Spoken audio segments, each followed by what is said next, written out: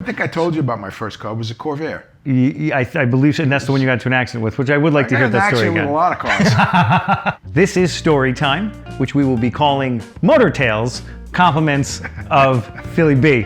All right, Philly B is not his last name, but I call him because Philly Baby.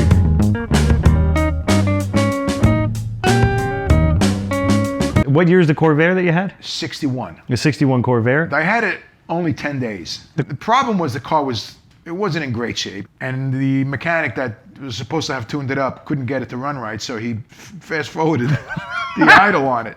So the thing would idle at 30 miles an hour. So you had to, mash your foot into the brake to keep with all drum brakes, mind you. So yeah, now you're trying to prevent this thing from creeping forward.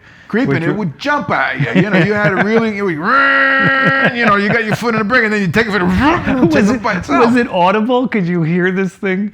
Like if you're well, they made a distinctive sound anyway, those cars. Yeah. It sounded like a helicopter motors. Okay. So I was driving a car and sitting at a light. I was with my girlfriend. We were on this Unionport Road, Tremont Avenue. That's where the DMV used to be. And I was getting ready to make a left-hand turn, and I was in the car, and I was looking this way at my girlfriend, we were talking, and unbeknownst to me, my foot kind of eased off the brake because I wasn't holding it down. Yeah.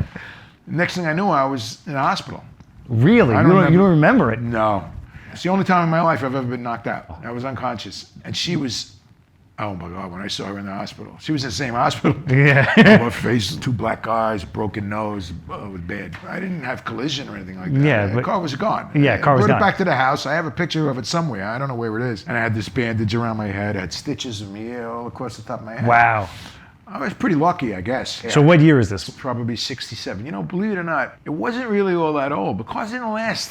In this year, was the Corvair known as the most dangerous car in the world yet? Or was that time? That didn't come out yet? There was still plenty of them out on the road, but they were really bad cars. Yeah. I mean, they put the motors in upside down. And in the back? In the back. And then they would overheat because there was no airflow. And they would cause fires? Well, they didn't overheat. No, but what happened was the valve covers were on the bottom. So the engine oil, would sometimes seep out if the valve cover nuts got a little wet. And then, the heat from the engine would create the smell. Wouldn't the oil drip onto the exhaust pipes? I remember a that's fire, what happened. Right? Yeah. I didn't know that the engine was mounted upside down, though. Yeah, that sounds like a horrible engineering concept. It was. It was. Yeah. They sold tons of them, though. And that didn't have seatbelts. I don't remember, but if it did, I wouldn't have worn them. I wouldn't have worn them. My understanding was that car companies wouldn't include safety equipment because that was optional. Mean, but it meant that your car wasn't safe. Like, why do I need seatbelts? And I think that's a fascinating concept.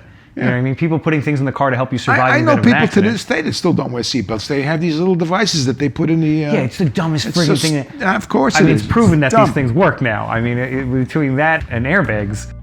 Let me know what you think of this new segment I'm trying out. If you enjoy it, let me know in the comments and I'll put together some more of these with Phil and other guests. Hit the subscribe button if you're feeling up to it. And thanks for watching.